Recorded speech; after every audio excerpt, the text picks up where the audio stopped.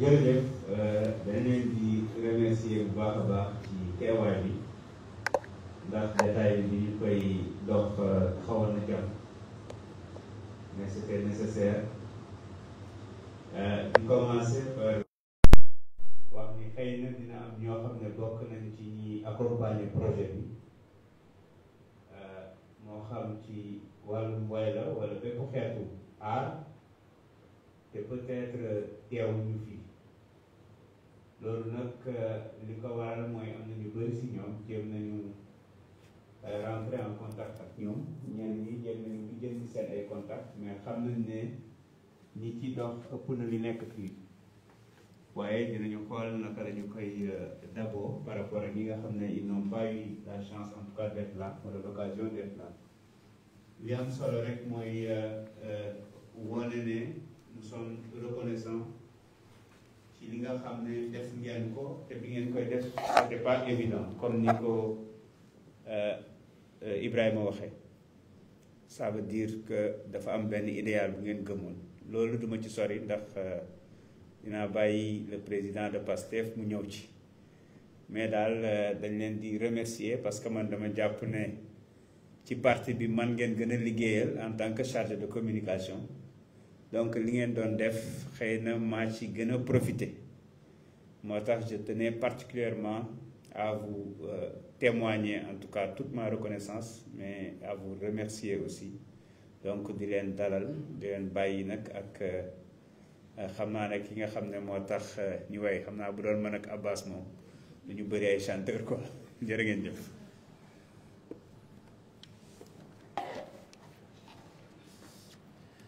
merci beaucoup El Hadj Malick je crois que dégg naa am nga chanson yu bëri waaye riiti daara Jolof yi ñu ngi leen di gërëm di leen sant di rafetlu jotaay bi. la présentation la fàtte ñoom ñu présenté wu ba pare wala pour ñoom ñu présenté wu ba pare wala.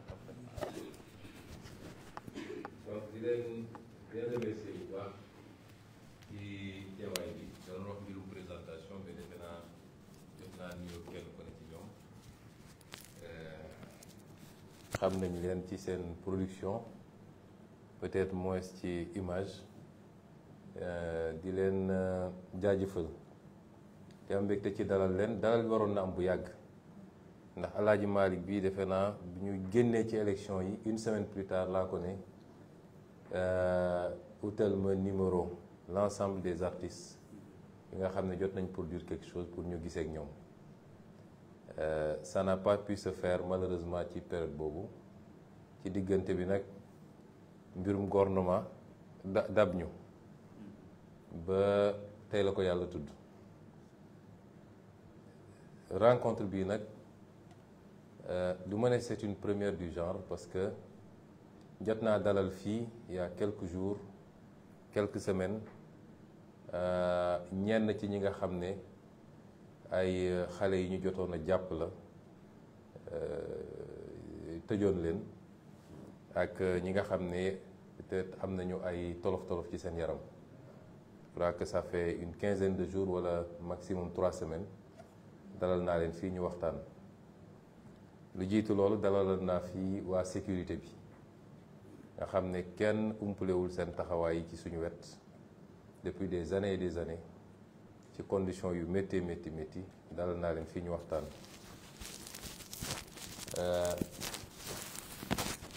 génnoon naa it ci kaw invitation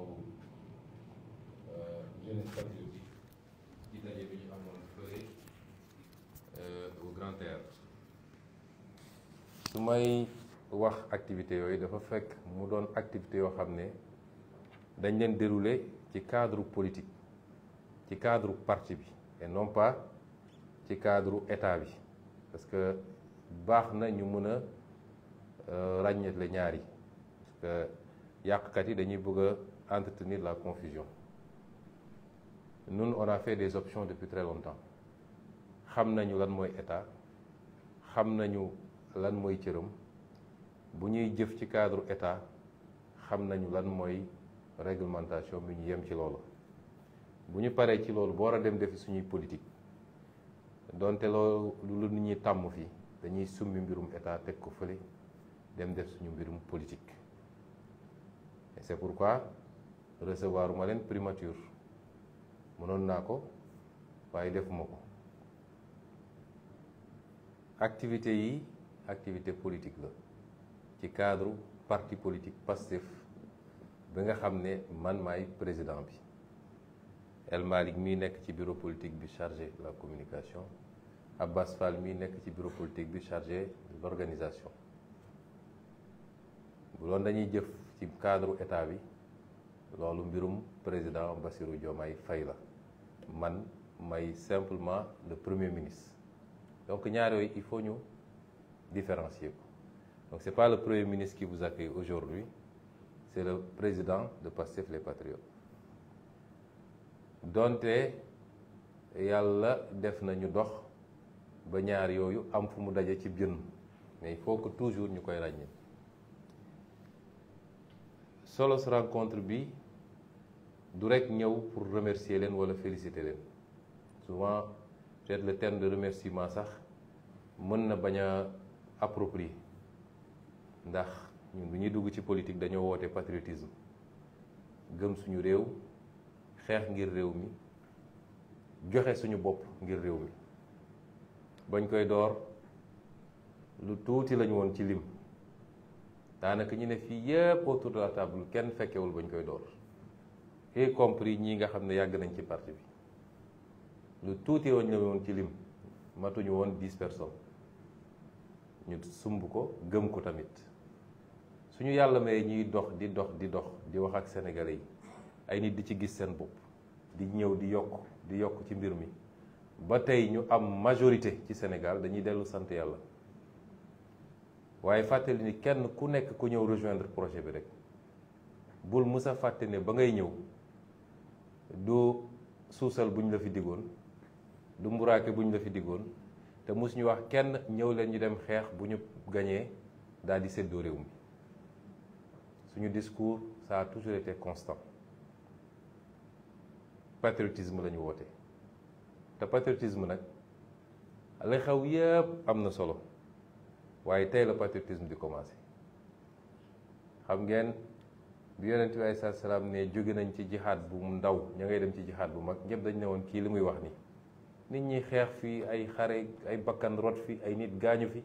nee na boobu mooy yoon bu ndaw bi parce que bi mu demee ba yàlla jox ko léegi lenge yi boobu la xam ni défi bi foofu la commencé la ca des yëpp échauffement la woon défi baa ngi doog a commencé li tax défi bi door a commencé mooy li ñu diglanteeg Sénégalais yi taalaa kulli xaal dañ ko def incha allah muy benn waaye ñëpp xam nañ ni li tax ñu mën ko def xeex bu rëy la ñaareel bi mooy nguur dafa ànd ak tentation nit dina taxaw tey bëgg laa laaj loo xam ne xelam xalaatul woon mu laaj la ko démb lan moo tax parce que jàpp na ni fi mu toll nii war ngaa diis te fekk tey nga gën a oyof nag bu dee rek da ngay yor te jaarale ko ci yoon moo tax liggéey bi dëgg-dëgg mu ngi door kon daje bi du rek pour ne ñu ngi leen di féliciter ñu ngi leen di remercier parce que liggéey bi am na solo te production artistique dafa mën na yóbbu mbir fu ko leneen mënul yóbbu dafa am solo kenn ku ne ci yéen mënul xam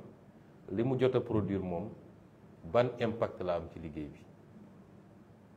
parce que am na koo xam ne peut-être discours Ousmane Sonko sax du ko déglu wala su koy déglu du ci comprendre dara waaye bu gisee kenn ci yéen taxaw jaarale ko ci beneen yoon ci lay gën a am attention pour déglu loolu dafa am solo ci liggéey bi moo tax seen contribution apprécier nañ ko à sa juste valeur ñu leen ciy féliciter bu baax parce que it kenn ku ne ci yéen bi muy jël engagement am amaana am na fu gënoon a tooy foofu su fa demoon poosam dina diis lool ci jamono joo xam ne ñun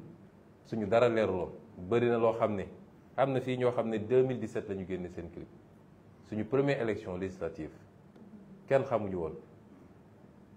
maa ngi fàttaliku lan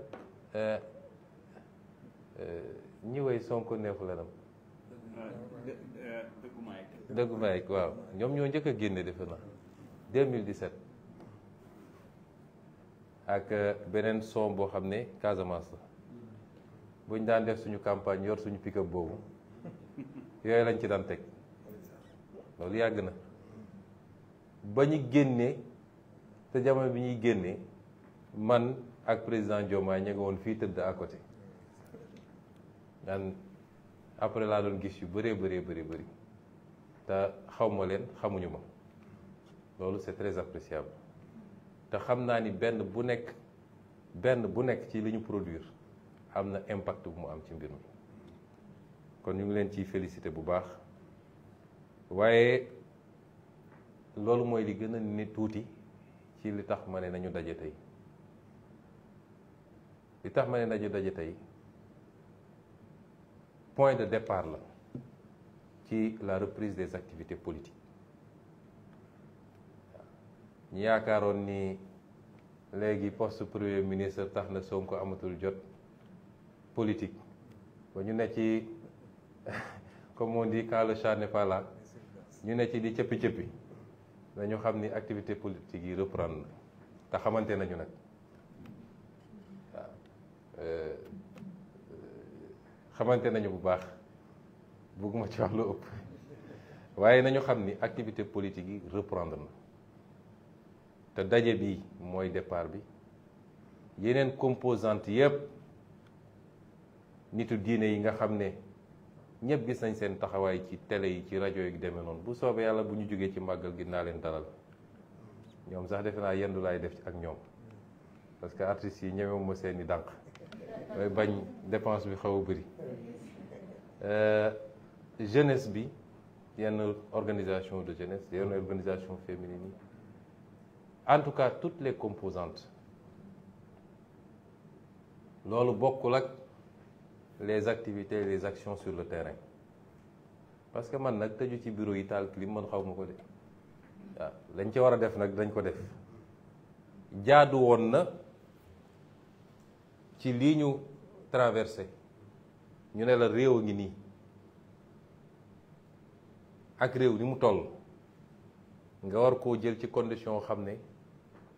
néew na Sénégalais yi xam li xew waaye dinañ ko xam ci fan yu néew soreetul waaw teel a xulo jaru ko woon léegi mbir yëpp leer bu soobee yàlla mais jaadu woon na ci conditions yi ñu jël un peu de temps ci gannaaw son excellence le président Bassirou Diomaye Faye daal di sëgg tuuti ci liggéeyu état bi parce que nit ci jamono ju ne da nga war a xam lan mooy farata lan mooy sunna lan mooy afdal bu farata jotee nga bokk fi dem def sunna xamal ni amoo dara wala amoo lu bëri ba ñu sénégalais yi dénkee réew mi la ñuy xaar ci ñun tey di ko xaar ci ñun dans 2 ans di ko xaar ci ñun dans 5 ans mooy lan la ñu def ci réew mi loolu la sénégalais yi di xaar ci ñun te sénégalais yi nag ëpp nañu Pastef la ñu àndi ci pouvoir la ciy sympathisant moo ci ëpp li ciy partisan parce que noonu la politique di doxee dans tous les pays du monde bëri na ay sénégalais yoo xam ne faruñu ci benn parti jëluñu carte membre benn parti waaye dañuy seet d'une élection à une autre ñu seet lan moo leen doy li ëpp ci ñu voté pour ñun en 2024 boo moytul 2029 keneen la ñu voté loon 2019 keneen la ñu voté loon 2017 keneen la ñu voté loon donc il faut pas qu'on se trompe de perception nañu xam ni lañ ñu dénk ëpp na parti politique donc suñ ñu dénkoon càmbaraguñu réew mi defaguñu état des lieux bi xamuñu lu baax ak lu bon xamuñu yàqu bi fan la toll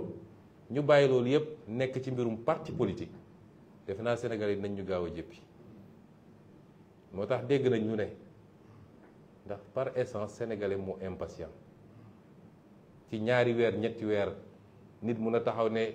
déggatuma gaa yi gisatuma gaa yi won nañ ñu gannaaw waa gaa yi ci lan la ñu nekkoon ña ngay xëy fajar ba 2 heures du matin nekk ci li tax sénégalais yi wóoluñu ci loolu la ñu nekkoon loolu doo ko fi bàyyi naan maa ngi accordé audience à des militants suba ngoon bëgg lu neex militants yi du tax ñu def ko ndax nag bu ñu fàtte suñu contrat dans le parti politique mooy on a toujours été très clair avec les militants chaque chose en son temps kon jaadu woon na ci weer yooyu weesu te jeexagul sax ñu sëgg ci loolu yàlla may nañu ñu liggéey ci lu ama am solo dégg naa ñenn ñi naan amuñu programme ils ont vendu un rêve aux Sénégalais dinañu gis ci fan yi ci ñetti temps nag ndax nun lu ñu mus a def dañ ko teg ci stratégie suñ leen puusalee benn te noonu la mus a doxee xanaa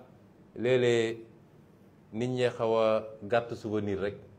waaye ni ñu doxalee ba egsi ci élection ba yàlla jox ñu ko rek war nañu xam ni ñun duñu ay como te dañuy liggéey teg ko ci temps teg ko ci stratégie te noonu la ñuy yoree état bi moo tax ñu ngi ci temps évaluation état des lieux te bu ñu sottee ba ne Sénégalais yi lii fi ne ragal naa am na ñoo xam dootuñu génn ci réew mi de dootuñu jox ci mbedd mi moo tax teel a wax ji jaru ko wala dañoo sentir ni mu ngay ñëw ñu gaawantu njëkkante télé yi takk seeni rajo waaye jaru ko dinañu wax Sénégalais yi fait chiffre date bu leer nañ loolu benn temps la am na yeneen ñaari temps yu ciy tegu loo xam ne je ne vais pas vendre la mèche waaye lépp ci semaine yi rek la ci semaine yi rek moo ko waxee nag xam naa ni am na ñu dul nelaw tey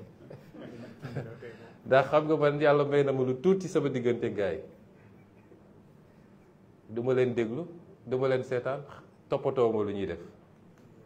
waaye defe naa suñu xëyee soo ba ngoon jot dégg naa sax samay ñàngal la ñuy wax léegi ma ne ah gars yi kon tiit nañu ñàngal la soo ko moo leen dese kon lépp dañ koy teg ci yoon ak ci temps parce que nag dañu xam suñu responsabilité de dañu xam suñu responsabilité gis nga fii nii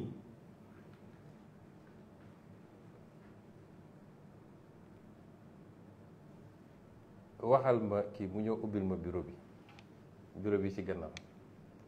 gis nga fii li ma bëgg a dalal xelu militant yi mooy kenn gënuñoo xam lan mooy projet bi ndax ñoo ko togg ñoo ko sumb ñoo ko bind kon kenn gënuñu koo xam muy benn ñaareel bi kenn gënuñoo xam le sens de notre engagement kenn lay yàq projet bi mun na jóge ci ñëpp ba mu des ñun ma dalal nit ñi ñu ànd ak tey ak dal ndax xam nañ fi ñu jëm leer na nañ te dinañ fa yegg bu soobee yàlla kon responsabilité bi ñu am ñun xam nañ ko te li ci gën a néew waaye moo ci li ci gën a fort en même temps mooy ay ndaw joxe nañ seen bakkan pour que Sénégal change dama xamul ndax nit ñi comprendre nañu sensu loolu su ma déggee ñu toog fii di wax ay waxu matériel ay waxu poste ay waxu dama naan nit ñi est-ce que comprendre nañ ils n'ont pas compris man amul jour bu may xëy te sama xel du dem ci loolu amul jour bu ma tëdd guddi te sama xel newul ci loolu amut waaw kon li ñuy def dimension bi mu nekk du dimension bu ñu xam ci politique dimension bi ñu xam ci politique fii Sénégal ñu newuñu ci dimension boobu président Diomaye chaque jour su dara amee wala ñu gis benn affaire bi da koy naqari ci yàq-yàq yu ñu yàq réew mi da koy naqari et chaque fois la même phrase la may wax mu ne ma gis nga lii ñun mënuñu ko fàtte ça ñii ñan ñoo ci am 30 ans amul daanaka lan moo tax ñu dem c'était pour que le Sénégal change président Diomaye loolu la may chaque fois mu ne ma est-ce que xam nga ni ay nit dee nañu nit ñi dañoo fàtte ni ay nit dee nañu pour réew mi changer dañu fàtte loolu moo tax ñun mënuñu ne fii gis nga les avantages yi ànd ak pouvoir yàlla métim xam na ni man gisuma ko parce que amul solo bu ñu tombé woon ci loolu rek on a trahi ces gosses là te bu boobaa nag la ñuy rendre compte suñu borom parce que ban hommage la ñu mën a rendre xale yi mooy ñu ne ci 5 ans def nañ lii ci Sénégal ci 10 ans def nañ lii ci Sénégal coppite bi ñu doon wax ci Sénégal def nañ ko ba ñu gis ko c'est ça l'enjeu aujourd'hui te ci loolu la ñu nekk subaak ngoon guddeeg bëccëg moom il siège au gouvernement xam na li ñu wax te duñ ci am lu ñuy lam-lame El Malick Ndiaye bii il est ministre dans mon gouvernement bu ma xëyoon ñu ne ma jox nañ ko 200 000 francs mu jël jour boobu il sera pas ministre dans le gouvernement bu ko jëlee midi et demi il ne sera plus ministre loolu amuñu ci luñ ciy sédd ak luñ ciy calculer ba tax la ñuy woo ñëpp mooy li ma démarré léegi liggéey baa ngi doog a door challenge bi dëgg mi ngi doog a commencer mu interpeller chacun d'entre nous yéen en tant qu'artiste ndax seen mission dafa jeex keroog bu ñu neen fal nañu président Bassirou Diomaye Faye ngeen dem aj seeni kooraa neex ñu xaar prochaine élection wala kenn ku ne ci yéen projet bi mu gëmoon ba tax mu tëju fenk li muy fenk woy ko day ñëw ànd ak projet boobu accompagner ko kenn ku nekk nag ci domaine ba nga mëne loolu mooy questionnement bi il faut ñun ñëpp ñu nekk ci beneen niveau ci conception suñu relation ak la chose publique mais suñu conception suñu responsabilité ci projet bi kenn ku nekk la taxoon nga dugg ci gëm ko ba am loo ci def tey nga war a gën a takku nag ndax bu doxul suñu échec la ñun ñëpp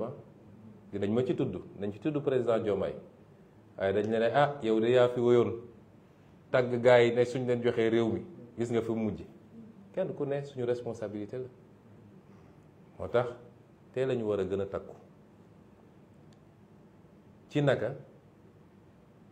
wax naa leen ni ay temps la gars yi dañuy wax état de grâce état de grâce c'est pour les faiblards ñun soxlawuñu état de grâce état de grâce c'est pour les faiblards ñun ba ñuy nekk parti politique opposition amuñu état de grâce dañoo judd rek ñu dal suñu kaw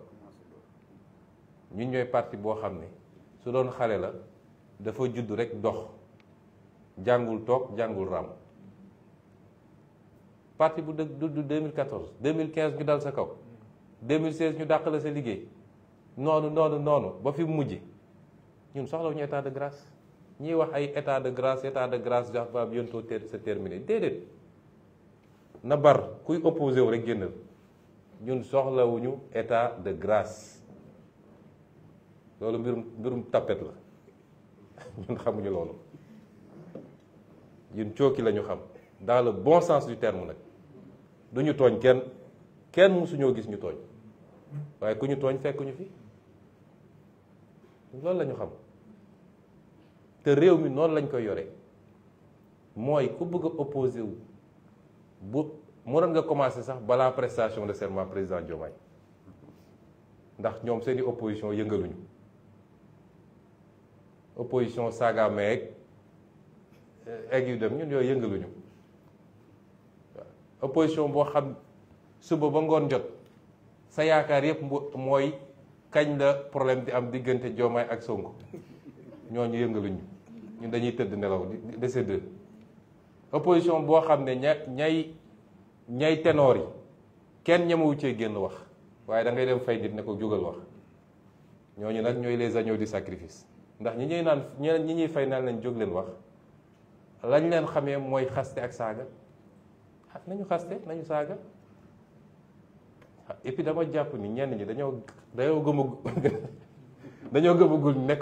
ñoom nekkatuñu pouvoir quoi topp ci nit di saaga mu muñ ba ñëw ñu jox ko doole nga ne damay saaga aywa te kuñ ci ne ñuuj nag doo gis gars yi avocat sax doo ko gis gars yi mënuñoo xeex de ñii li ma ne benn lacrymogène la gars yi xaaj ñeent sànni leen ñu soj ñoom ñëpp mbir maa ngi nii nun amuñu problème na métti rek mais état de droit la ñu wax ku ñëw ne d'accord maag agriculture bi niñ ko doxalee wala napp gi wala càmm gi wala jàpp naa Ousmane Sonko avec des preuves jël na xaalisu réew mi c'est ton plein droit loolu amul benn problème mais xëy rek topp ci ay nit nekk ci seen der nekk seen vie privée dugg seen njaboot lu bon lu ne nga wax ko waxoon naa leen ko grand théâtre dégguñu am nañu mos nañu continuer noonu rek loolu dina jeex ci réew mi de wala dem fay nit ne ko bindal ma El Malick laa bëgg nga xasal ma ko wala nga détruire ko loolu dina jeex ci réew mi parce que dafa dul yoon nañu waxante dëgg te il faut ñu comprendre yi nag bañ ko doon def mu yomb ci ñoom ndax ñoo yoroon lenge yi am ñu leen boot ne leen defal loolu soppiku na kenn du fi instrumentaliser kenn mais dinañu def politique opposé wu dans le respect mutuel loolu moom dina am débat d'idées ku ci wóolu sa xam-xam man je suis prêt à tenir des débats avec tout le monde débat sur les politiques publiques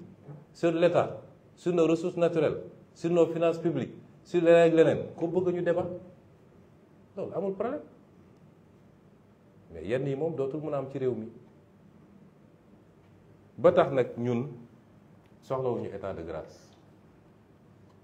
ndax xam nañ lañ yor xam nañ fi ñu jëm tekk-tekkaaral bii ngeen gisoon tekkiwul faiblesse tekkiwul dara ci étape yi di ñëw nag yu bëri dina ci am te composante bu nekk il faut mu jouer rôle am référentiel bu bees bi nga xam ne moom la ñuy togg muy le nouveau référentiel des politiques publiques ndax PSE ñun mosuñoo d'accord ak PSE yàgg koo critiquer PSE pare nañu Sénégal pare na ak PSE ñu ngi naan gars yi amuñu programme ñoom liñ doon liggéey ci ñaari at ñun dañ koo liggéey ci juróomi weer ndax entre phase dama bëgg yooyu mu leer parce que dañuy essayer intoxiquer Sénégalais yi avec une mauvaise foi extraordinaire réew moo dem ci àdduna candidats yi dañuy ñëw présenter un programme mais bu yàlla defee nga gagné programme boobu da nga koy opérationnaliser programme bi nga def dafa génne les grands axes de ta vision mais boo demee ba yor léegi réew mi ca ngay opérationnaliser nag def beneen document bu gën a détaillé boo xam ne day méngoog les données les chiffres que tu ne pouvais pas avoir ba ngay nekk ci opposition mais bu collé ak sa programme yéen a ngi fàttali ko président Abdoulaye Wade bi ñu ko falee programme soppi la andi woon il lui a fallu combien d'années pour génner la stratégie de croissance accélérée 3 ou 4 ans je ne sais pas ki fi jógee président Macky Sall yoonu yokkute lañ ko fale woon il a fallu 2 ans pour mu génne PSE bi te dafa dem fay 3 milliards un cabinet étranger mu defal ko ko ñun fay ñu dërëm avec l'expertise locale en 4 mois on va vous sortir un document d'opérationnalisation ñu ne ci télé yeeg rajo yi le projet n'existe pas léppi bu ñu génnee document bi dans les prochains jours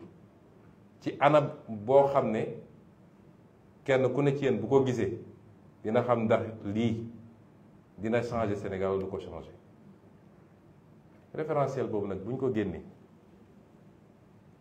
la liggéey bi di lancé wu dëgg-dëgg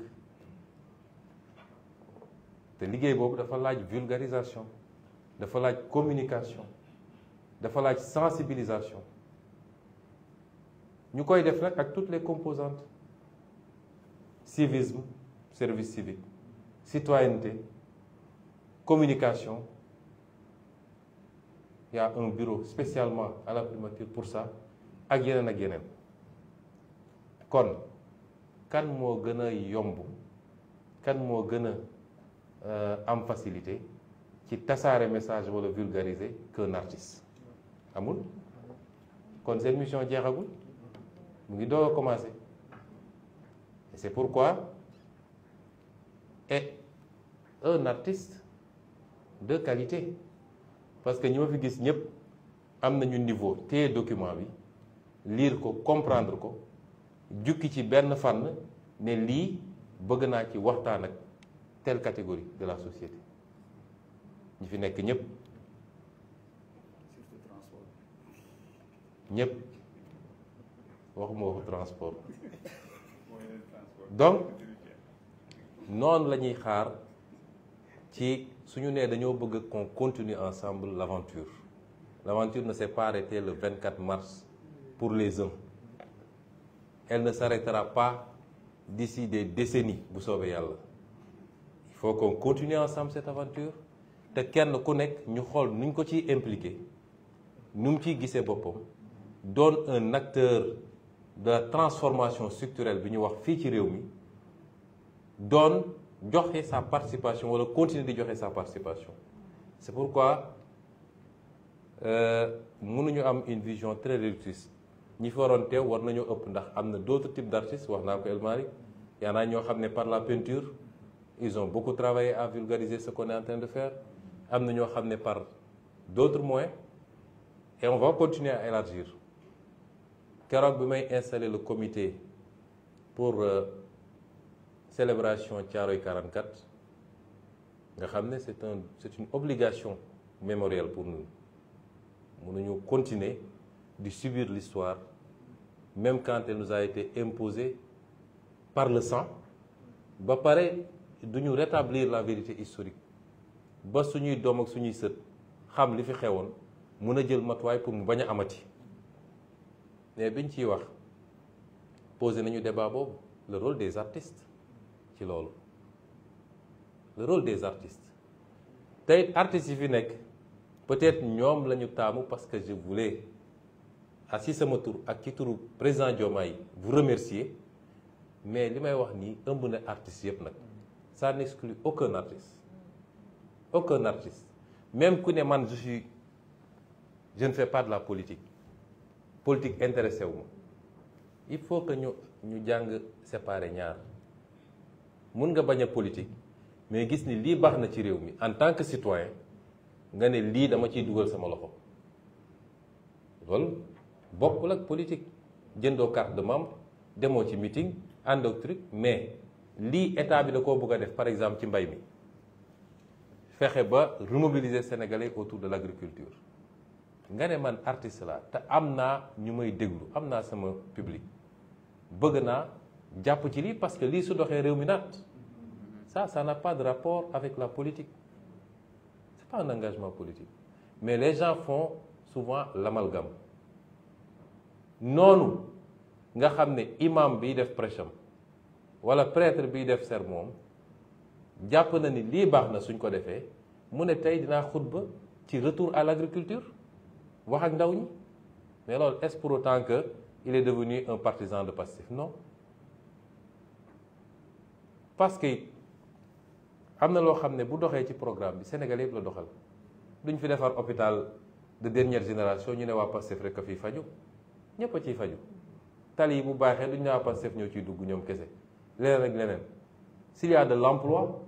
les gens les entreprises recrutent indépendamment de la coloration politique moo tax ñun ñëpp suñu préoccupation moo war a doon na réew mi dox kon yeneen phase yaa ngi ñëw débat yi ñuy posé yëpp am na ñu dem ba bëgg a jàllale ci bopp nit ñi sax que oui on veut passer l'éponge impunité et cetera non loolu yëpp am mais lu nekk ak temps rek lu nekk ak temps bi ma recevoir fii les anciens détenus defe naa bi ñu génnee néew na lu ñu waxati ci mbir mi ndax am na lu ma leen wax ci biir néeg te duma ko wax ci biti ndax stratégie du lu ñuy wasaare ci mbedd mi mais ay nit su ngeen àndee nga ànd ak nit démb ak barki démb wóolu ko mu doy la ci njiit di def ngay gis bu la nee toogal ànd ak dal toogal nga may ko su toogee nag suñu toogoon 1 an 2 ans gisuñu dara nit ñi mën nañ ne ah ñun de xamatuñu mais quelques semaines jarul yëngatu kon ci gàttal gudd na ba pare sax mais solos waxtaan bi entre autres lii la woon te nii ma ko defee génn noonu lañ koy continuer def am na yoo xam ne sax damay déplacé wu ci terrain bi ciblé des quartiers ou des villes dem waxtaan ak nit ñi portage la boo xam ne mënul ñàkk parce que dans notre conception xam ngeen Sénégal lu ko mës a gàllankoor fii ñi fi toog kan ci yéen moo mën a génneel ñaari axe PSE plan Sénégal émergent ñaari axe yow maîtriser nga yow mën a wax fii est-ce que am na même intellectuels yi ñu naan intellectuel lañu très peu connaissent ce document loolu nag mooy erreur gouvernance ku ñu fal nga tëju sa palais tëju say bureau taal say clim woo say expert ñu defar sa document nga ne yaa ngi koy doxal te ñi war a porter document bi xamuñu ko ñi war a porter document bi xamuñu ko ñun suñu nee dañuy defar on va présenter bientôt aux Sénégalais le plan la vision Sénégal 2050 xam ngeen suñu yitte mooy lan ñu dem ba sénégalais ki yor taxiem di dawal boo ko laajee ci vision 2050 su xamul lépp it dina mun a jukkil dara lu jëm ci secteur am peut-être ne la ah lii de nee nañ dañ koy def te nii lañ ko bëgg a defee te suñ ko defee dina baax parce que kooku bu xamee loolu dina la mën a gunge ku xamul foo jëm mun la gunge. Donc le portage du projet, la réalisation, la réussite va dépendre du niveau appropriation populaire bi document bu ñu ko génnee sénégalais war nañu xam ñii fan lañ jëm fan la ñu bëgg a yóbbu dans 5 ans dans 10 ans dans 15 ans dans 20 ans loolu il faut que sénégalais xam ko c'est extrêmement important. Ça conditionne la conduite du changement et la réussite dans la réalisation kon loolu du liggéey bu ndaw artistes yi am nañ ci cër bu ñu paree yëpp dañuy def ay atelier dem tëju quelques jours quelque part ñu ne tey artistes yi la ñu ñëw génne programme bi experts yi def exposé nit ñi poser seen question ngeen comprendre lii lan la bu ngeen koy restituer dina yomb noonu lañ koy defee ak beneen segment kon ñun xam nañ fi ñu jëm te dama koy wax toujours gannaaw yàlla gisuma lu ñu mën a tere réussir incha allah ndax réew boo amee yéene ci réew mi bëgg réew mi jub ak jubal loxo yi set vision bi leer programme bi dëgër kon delluwaat gërëm leen bu baax ne nag dama inversé affaire bi parce que bi may ñëw damay ubbi rek sànni ci débat bi ne leen kenn ku ne dama bëgg ngeen wax ma naka ngeen gisee affaire bi c'était pour tester un peu les sensibilités voir aussi le niveau de compréhension ak l'analyse que les gens se font de la situation fi ñu toll nii mais suñu commencé rek taxaw bi day métti teewul dinañu delloo kàddu gi déglu leen ci seeni préoccupation seen analyse aussi am na solo seen gis-gis ci mbir mi ak seeni suggestion seeni recommandation parce que yéen a ngi nekk en contact ak ay nit yoo xam ne man nekkuma ak ñoom en contact président Diomaye nekkul ak ñoom en contact te loolu dafa am solo aussi ci liggéey bi merci beaucoup kon ma bàyyi El Malick.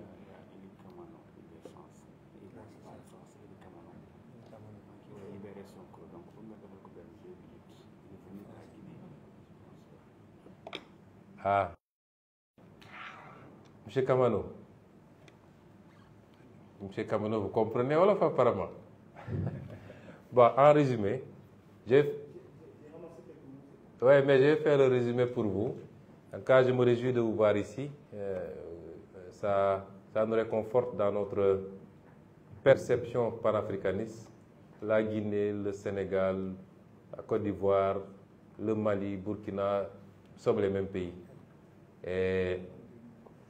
nous devons aujourd'hui prendre la hauteur par rapport aux enjeux qui nous interpellent. Souvent, nous retombons dans les mêmes pièges qui, in fine, ne concourent qu'à une chose, diviser encore les Africains plus qu'ils ne le sont. Sur des détails, tel a dit ceci, tel a fait cela, nous ne sommes plus panafricains, nous ne sommes plus ceci.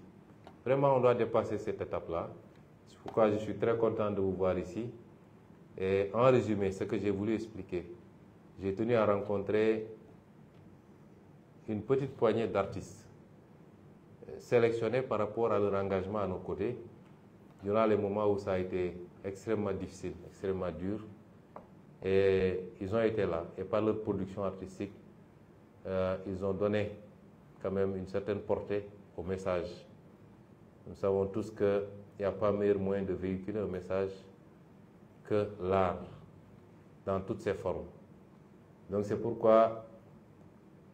cette réunion marque en réalité dirais-je encore, la reprise des activités politiques. L'erreur qu'il ne faut pas faire pour l'acteur politique, c'est qu'une fois élu, on se coupe de tout. Pendant 4 mois, on a été obligé effectivement de faire une retraite stratégique pour nous pencher sur l'état des lieux qu'il fallait faire. Quand vous venez d'hériter d'un pays, il faut faire l'état des lieux et de manière très sérieuse. Mais cela n'a jamais signifié pour nous une volonté de nous couper de ce qui fait notre essence, c'est-à-dire un lien particulier que nous avons avec nos bases, mais un lien particulier que nous avons avec la majorité du peuple sénégalais. Et nous allons reprendre ces activités. Cette rencontre d'aujourd'hui était une première simplement, et j'ai voulu le faire avec les artistes. Mais au-delà des remerciements et des encouragements, c'est leur dire que la mission est loin d'être terminée et que c'est maintenant qu'elle commence justement. Que nous allons dans les prochains jours présenter le nouveau référentiel des politiques publiques qui doit se scinder en plusieurs étapes, une vision sur 25 ans, mais des déclinaisons quinquennales et décennales. Et nous voulons cette fois-ci que cette vision, ces programmes ne soient pas l'apanage de quelques élites enfermées dans leur bureau. Il faut que ce soit le plus vulgarisé possible. Il faut que toutes les masses puissent s'approprier ce référentiel pour pouvoir accompagner le mouvement. Et c'est pourquoi nous considérons que les artistes que vous êtes doivent continuer à avoir cet impact par leur production. Prendre le temps de s'approprier eux-mêmes le document dans ses grands axes, mais pouvoir, par leur production, nous aider à vulgariser et à continuer à embarquer le maximum de Sénégalais, à faire bloc derrière le régime qu'ils ont choisi, derrière le président qu'ils ont élu, de manière écrasante et dès le premier tour, ce qui est une première au Sénégal pour un opposant. Et c'est assez symptomatique de l'espoir que les Sénégalais ont placé en nous, derrière le gouvernement dont j'ai l'honneur d'être à la tête, derrière le mouvement qui va être porté par l'État, mais qui n'a d'autres préoccupations, à la limite d'autres obsessions, que de transformer structurellement et qualitativement ce pays pour que les Sénégalais puissent avoir puissent satisfaire les mêmes aspirations que tous les pays qu'on envie aujourd'hui et qui justifient que nos jeunes continuent à prendre les pirogues pour essayer de rejoindre ces pays. Et nous faisons ça avec beaucoup d'abnégation, beaucoup de passion, en souvenir de tous ces gens qui ont perdu leur vie, qui ont perdu leur santé, qui ont perdu leur travail, dont les foyers ont pu éclater à cause de leur engagement. Au nom de tous ces gens-là, nous n'avons d'autre choix que de réussir. Et je puis rassurer les Sénégalais que s'il plaît à Dieu, nous allons réussir cette mission. En tout cas, vous êtes invités à continuer également à nous accompagner dans ce travail, au même titre que tous les autres artistes. Et je terminerai par dire que, effectivement, ces artistes qui sont là ont été triés par rapport à leur engagement à un moment bien précis, mais le message est plus large et s'adresse à tous les artistes du Sénégal, de l'Afrique même, que nous leur tendons la main dans le sens bien compris de l'engagement patriotique, du don de soi pour la patrie, pour qu'ensemble nous puissions enfin changer les choses profondément, qualitativement et structurellement. Merci. Il faut faire la distribution. Ouais.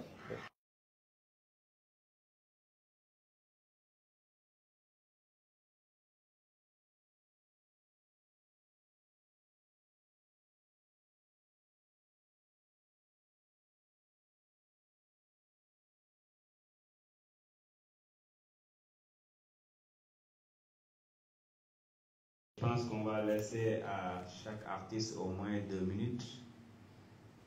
pour une petite prise de parole ou une réaction en tout cas. Donc en principe, on a 14 artistes, plus les accompagnants. Ça peut nous faire une trentaine de minutes avant de clore le débat. Je vais commencer peut-être par Madame Sey. qui était déjà choisi en tout cas pour parler de femmes, mais on va faire le tour. On va prendre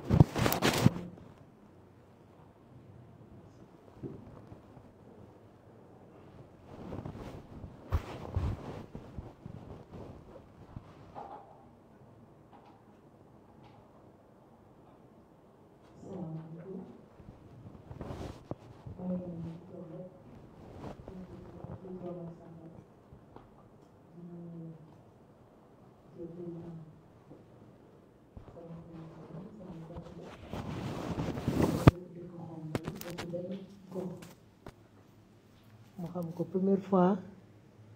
ma yegg ci seenu defe naa clôture meeting bi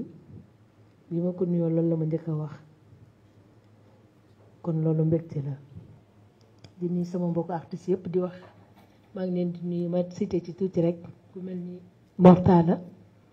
moom tamit sama ami d'enfant bu borom kër la kilifa maa ngi leen nuyu bu baax Pape Birahim sama rakk yi fi toog yëpp Youssou am naa mbégte bu baax tey ñu teew fii ki ma àndal nag moom mooy sama kilifa damay wax en tant que artiste mais nit ku nekk sa borom kër nga am ca 20 ans ñu ngi ànd fu ma mës a dem rek maa ngi moomay ànd bari na lu ñu recevoir ca bu ci nekk ñooy ànd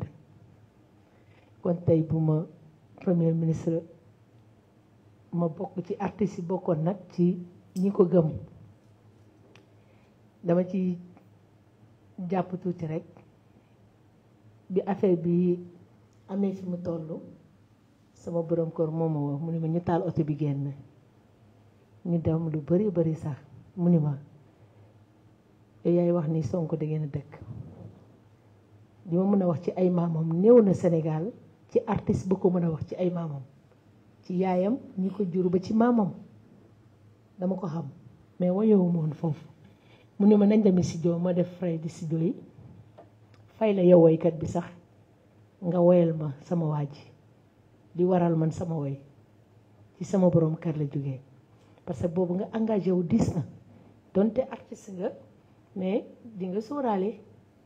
mais moom daf ni ma non nan dem studio ma fay studio fay musicien fay la yow artiste bi sax nga woyal ma parce que foofu rek la ngëm-ngëmam toll woon